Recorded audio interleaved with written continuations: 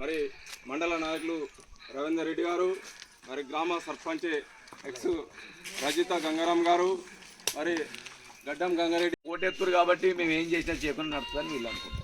అందుకనే తప్పనిసరిగా మనం కేసీఆర్ గారు ఎట్లా మనకు సంక్షేమ పథకాలు పెన్షన్లు ఎత్తిచ్చారు, రోడ్లు అభివృద్ధి ఎట్లా చేసిండ్రు అనేది మీ అందరికీ మేము బాగా ఎప్పుడు అవసరం లేదు, మీ కళ్ళతోనే చూసారు కాబట్టి మనం కేసీఆర్ గారికి ఒక్కరికన్నా ₹1 వచ్చిందమ్మా, 2500 ఇస్తానన్నారు.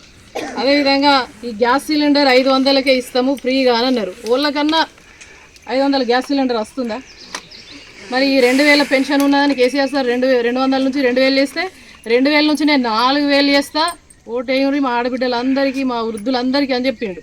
ఎవరికన్నా వచ్చిందా 4000 పెన్షన్?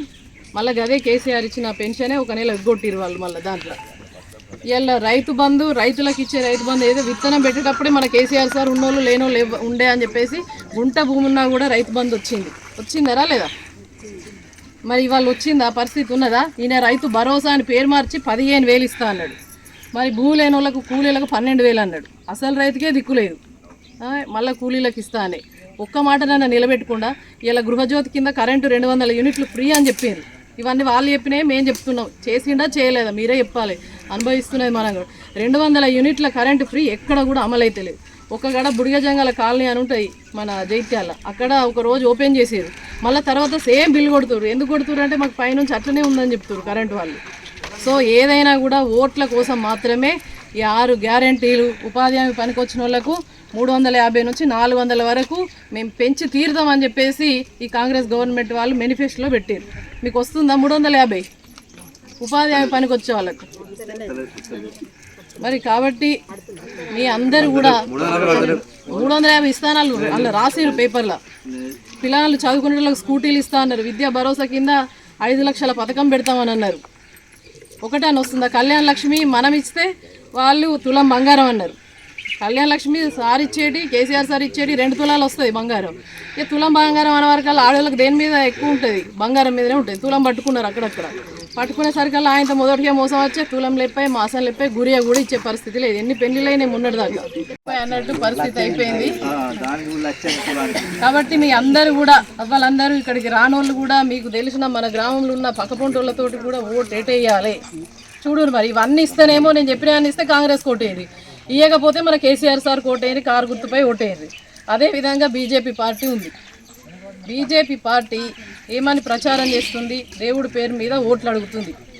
దేవుడి పేరు మీద ఓట్లు అడుగుతుందే తప్ప మరి ఈ నర్సింగపూర్ గ్రామానికి నేను ఏం చేసినా అని చెప్పేసి ఓట్లు అడుగుతలేరు. ఒక్కసారి ఆలోచించుర్రి.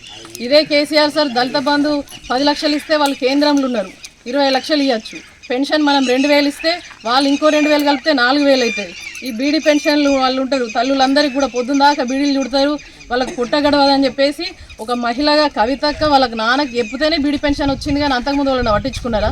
ఇప్పుడు కట్ ఆఫ్ డేట్ లేని వాళ్ళకి కూడా ఇస్తామని చెప్పేసి ఎత్తేసారు. మన గవర్నమెంట్ వస్తే మొత్తం బీడీలు ఎవరు చేస్తారో ఆ కంపెనీల పేరుంటే అయిపోయాయి, ఆ పేరున్న వాళ్ళందరికీ ఇస్తామని చెప్పారు.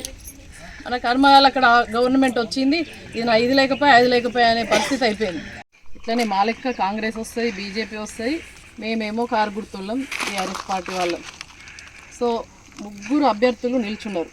అందులో మేము చెప్పినవన్నీ వాస్తవం అయితేనే కారు గుర్తు కోటేయండి తప్ప వీళ్ళు నాకు సంబంధించిన వాళ్ళు కాంగ్రెస్లు ఉన్నారు, మా వాళ్ళు మాకు దగ్గర వాళ్ళు, నాకు సంబంధించిన వాళ్ళు బీజేపీలు ఉన్నారు అని మాత్రం ఓటేస్తే ఏమవుతుందంటే లాస్ట్కు మనం గోసపడతాం.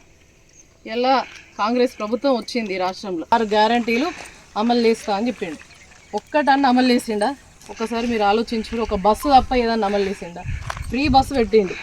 ఎంత గాయంత 50 రూపాయలు లేకుండా మనం ఇక్కడ లేవు, ఊకే ఓం బస్సులో కూడా. ఫ్రీ బస్సు ఎక్కిన తర్వాత ఆడోళ్ళు కనబడ్డ కాడ ఆపుతలేరు బస్సులో కూడా, జుట్లు పట్టి కొట్టుకుంటున్నారు తప్ప ఆ బస్సు మనకు కొద్దిగా దూర ప్రాంతాల వరకు ఉపయోగపడతామో కానీ అంత మాత్రం అది ఒక్కదాన్ని కారణం పెట్టి అన్ని అమలు చేసినా అని చెప్పేసి వీళ్ళు చెప్తా ఉన్నారు. మనకు వచ్చిన వాళ్ళు ఉంటారో, పిల్లలు చదువుకునే వాళ్ళు ఉంటారో, ఆ తల్లికి ఎంత గోస అవుతుందని 5 లక్షల రూపాయలు వారం తిరగక ముందే ఇచ్చిండు. నర్సింగపూర్ గ్రామంలో ఎంతమందికి ఇచ్చారు? 15 మందికి 5 లక్షలు ఇచ్చారు. అంటే ఇన్సూరెన్స్ మీ తరపున కేసీఆర్ సారే కట్టిండు. రైతులకు ఎవరికి భూమి ఉందో గుంట భూమి ఉన్నా కూడా మీ తరపున మీకు తెలియకుండా మొత్తం సారే కట్టిండు. అనుకోకుంటే ఏమన్నా అయితే మన ఫ్యామిలీకి ఎవరు ఆదుకోవాలి అని చెప్పేసి ఇలా కేసీఆర్ సార్ ఒక మనకు రైతు బాంధవులాగా మన ఇంటి పెద్ద దిక్కులాగా 5 లక్షలు తీసుకొచ్చి ఈరోజు మనల్ని కాపాడిండు. కాబట్టి చెప్పడానికి ఇవన్నీ ఉన్నాయి. మేము చెప్పడానికి ఈ బీజేపీ వాళ్ళు చెప్పడానికి ఒక్కటన్నా చెప్పమనుర్రి. మన ఊరికి ఎప్పుడన్నా వచ్చిండా ఈ గెలిచిన ఎంపీ ఒక్కసారి ఆలోచించుర్రి. ఈ కాంగ్రెస్ వాళ్ళు చెప్పిన అమలు లేకపోయి ఇక ఓటు ఎవరికి వేస్తారో మిమ్మల్ని కడుపులో పెట్టుకొని చూసుకునే నాయకుడు కేసీఆర్ సార్. కారు గుర్తు కోటేస్తే మనం బాగుపడతాం. నేను చెప్పిన ఇంటికి పోయి ఆలోచించి 13వ తారీఖు దాకా టైం ఉన్నది. మంచి వేసే వాళ్ళని మీరు ఎన్నుకోండి.